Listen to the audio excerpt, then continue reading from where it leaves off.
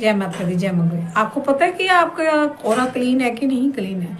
कितने जनों से आप हाथ मिलाते हो, कितने जनों के आप गले मिलते हो, तो कितने जनों से बात करते हो, कितने जनों से संबंध है आपका, कितने जनों का झूठा खाते हो।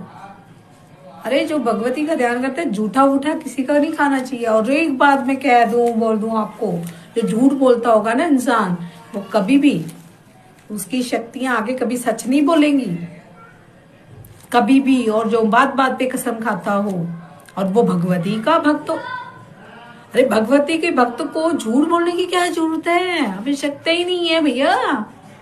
माँ भगवती तो ऐसे ही जानी जाती है कि वो सत्य पे।